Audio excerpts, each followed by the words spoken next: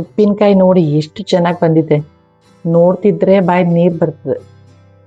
Hi ಎಲ್ರಿಗೂ, ತುಂಬ ಸರಳ ರೀತಿಯಲ್ಲಿ ಮಾಡುವ ಉಪ್ಪಿನಕಾಯಿ ರೆಸಿಪಿಯನ್ನು ನಿಮ್ಮೊಂದಿಗೆ ಶೇರ್ ಮಾಡ್ತಾ ಇದ್ದೀನಿ. ಎಲ್ಲೂ ಸ್ಕಿಪ್ ಮಾಡದೆ ನೋಡಿ. ಇವತ್ತು ಸಾಂಪ್ರದಾಯಿಕ ಶೈಲಿಯಲ್ಲಿ ಮಾಡುವಂಥ ನೆಲ್ಲಿಕಾಯಿ ಉಪ್ಪಿನಕಾಯಿಯನ್ನು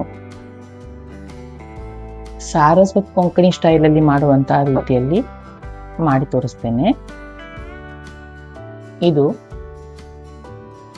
ಕಿರು ನೆಲ್ಲಿಕಾಯಿ, ಸ್ಟಾರ್ ನೆಲ್ಲಿಕಾಯಿ. ಮೊದಲು ನೆಲ್ಲಿಕಾಯಿಯನ್ನು ಚೆನ್ನಾಗಿ 2-3 ನೀರಲ್ಲಿ ಸ್ವಚ್ಛವಾಗಿ ತೊಳಿಬೇಕು. ಹಾಗೆಯೇ ಒಂದು ತೆಳುವಾದ ಬಟ್ಟೆಯನ್ನು ಹಾಸಿ ಅದರ ಮೇಲೆ ನೆಲ್ಲಿಕಾಯಿಯನ್ನು ಒಣಗಿಸಿ. ಫ್ಯಾನ್ ಗಾಳಿಯಲ್ಲಿ ಒಣಗಿಸಿದ್ರೆ ಸಾಕು, ಏನು ಬಿಸಿಲಲ್ಲಿ ಇಡೋದು ಬೇಡ. ಒಂದು ಅರ್ಧ ಗಂಟೆ ಸಾಕು. ಅಂತ ನೀರಿನ ಪಸೆ ಇರಬಾರ್ದು ಅಂತ ಅಷ್ಟೆ. ಕೊನೆಯಲ್ಲಿ ಈ ಥರ ಬಟ್ಟೆಯಿಂದ ಸ್ವಲ್ಪ ಚೆನ್ನಾಗಿ ಒರೆಸ್ಕೊಳ್ಳಿ. ಈ ಉಪ್ಪಿನಕಾಯಿ ಮಾಡೋದು ಏನು ಬ್ರಹ್ಮವಿದ್ಯೆ ಅಂತೂ ಅಲ್ಲ, ಯಾರೇ ಮಾಡ್ಬೋದು. ಫಸ್ಟ್ ಟೈಮ್ ಮಾಡೋರು ಕೂಡ ಮಾಡ್ಬೋದು. ತುಂಬ ಸುಲಭ. ಒಂದ್ಸಲ ಮಾಡುವಾಗ ಸ್ವಲ್ಪ ಟೆನ್ಷನ್ ಆಗ್ತದೆ ನಿಮಗೆ ಅಷ್ಟೇ. ಮಾಡಿದಾಗ ಮತ್ತೆ ಏನಾದ್ರು ಮಾಡ್ತಾ ಇರ್ಬೇಕು ಅನಿಸ್ತದೆ. ಇದು ನೋಡಿ, ಇಲ್ಲಿ 1 ಲೋಟ, ಚಿಕ್ಕ ಲೋಟದಲ್ಲಿ ಅಂದಾಜು ಒಂದು 100 ಗ್ರಾಮ್ ಇದೆ ಕಲ್ಲುಪ್ಪು. ನಿಮ್ಗೆ ಬೇಕಾದ್ರೆ ಪುಡಿ ಉಪ್ಪು ತಗೊಳ್ಬೋದು, ಆದರೆ ಈ ಕಲ್ಲುಪ್ಪು ಉಪ್ಪಿನಕಾಯಿಗೆ ಯಾವಾಗಲಾದ್ರೂ ಕಲ್ಲುಪ್ಪೆ ಬೆಸ್ಟು. ಅದೊಂದು ಮೇನ್ ಪಾಯಿಂಟು ನೆನಪಲ್ಲಿ ಇಟ್ಕೊಳ್ಳಿ. ಹಾಗೆ ಇಲ್ಲಿ 1ಕ್ಕೆ 3 ಲೋಟ ನೀರು ಹಾಕಿದ್ದೇನೆ. ನಿಮ್ಗೆ ಬೇಡ, ಅಷ್ಟೆಲ್ಲ ಬೇಡ, ಲಿಕ್ವಿಡ್ ಬೇಡ ಅನ್ಸಿದ್ರೆ 2.5 ಲೋಟ ಹಾಕಿದ್ರು ಪರವಾಗಿಲ್ಲ. ಇಲ್ಲಿ ನಾನು 3 ಟೇಬಲ್ ಚಮಚ ಸಾಸಿವೆ ತಗೊಂಡಿದ್ದೇನೆ. 1/4 ಟೀ ಸ್ಪೂನ್ ಮೆಂತ್ಯ, ಹಾಗೆ ಕಡಲೆಕಾಯಿ ಗಾತ್ರ ಇಂಗು, ಅರಿಶಿನ,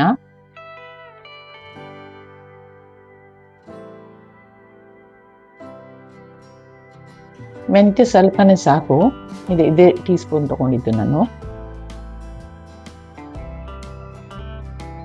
ಹಾಗೆ ಇಲ್ಲಿ ಬ್ಯಾಡಗಿ ಮೆಣಸು 90 ಗ್ರಾಮ್ ತಗೊಂಡಿದ್ದೇನೆ.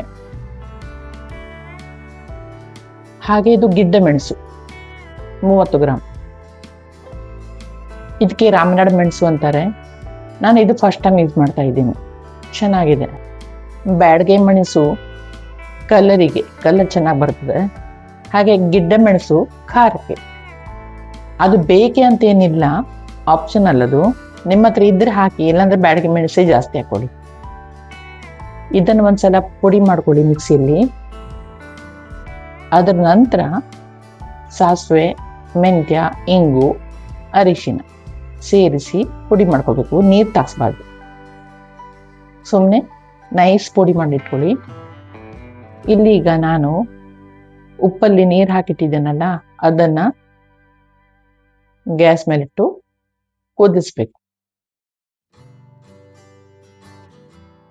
ಎಷ್ಟರ ಮಟ್ಟಿಗೆ ಅಂದ್ರೆ ಇದು ಉಪ್ಪು ಕರಗುವ ತನಕ.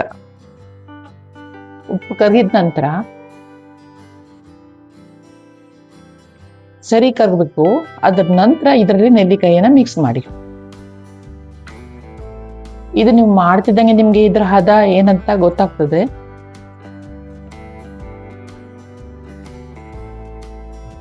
ನೆಲ್ಲಿಕಾಯಿ ಹಾಕಿದ ನಂತರ 1-2 ನಿಮಿಷ ಅಷ್ಟೇ ಸಾಕು. ಈಗ ಗ್ಯಾಸ್ ಆಫ್ ಮಾಡ್ತೇನೆ. ಒಂದು ಇಡೀ ದಿನ ಹಾಗೆ ಇರಲಿ. ಆದರೆ ಸ್ಟೀಲ್ ಪಾತ್ರೆಯಲ್ಲಿ ಇಡಬಾರ್ದು ಯಾವುದೇ ಕಾರಣಕ್ಕೂ. ಈ ಥರ ಗಾಜಿನ ಪಾತ್ರೆ ಅಥವಾ ಪಿಂಗಾಣಿ ಭರಣಿಯಲ್ಲಿ ಹಾಕಿಡಬೇಕು. ಕೆಲವರಿಗೆ ಈ ಉಪ್ಪು ನೆಲ್ಲಿಕಾಯಿ ಅಂದರೆ ತುಂಬ ಇಷ್ಟ, ಮಸಾಲೆ ಹಾಕದೆ ಬಳಸೋದು. ಅದು ಕೂಡ ತುಂಬ ಚೆನ್ನಾಗಿರ್ತದೆ, ವರ್ಷವಿಡೀ ಇಟ್ಕೊಳ್ಬೋದು.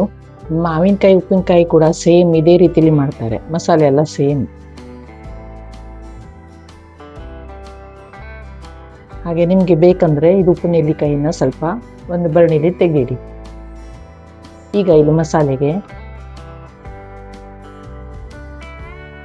ಈ ನೆಲ್ಲಿಕಾಯಿ ನೀರನ್ನು ಹಾಕಿ ಮತ್ತೆ ಸ್ವಲ್ಪ ರುಬ್ಕೊಳ್ಳಿ.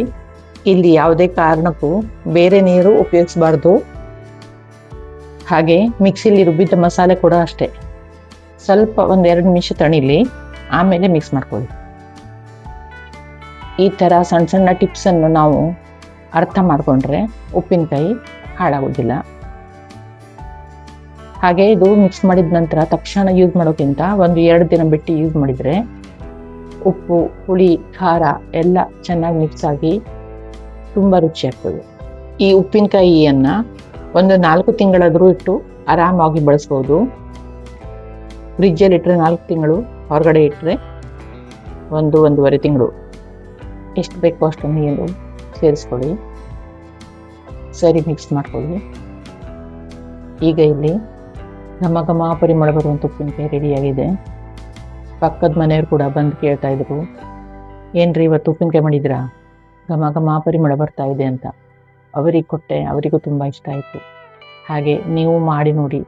ನಿಮಗೂ ಇಷ್ಟ ಆದಲ್ಲಿ ರೆಸಿಪಿ ಲೈಕ್ ಮಾಡೋದನ್ನು ಮರಿಬೇಡಿ, ಹಾಗೂ ಚಾನಲ್ ಸಬ್ಸ್ಕ್ರೈಬ್ ಮಾಡಿ. ದಯವಿಟ್ಟು ನಮ್ಮಂಥ ಹೊಸಬರಿಗೆ ಸಪೋರ್ಟ್ ಮಾಡಿ. ಧನ್ಯವಾದಗಳು.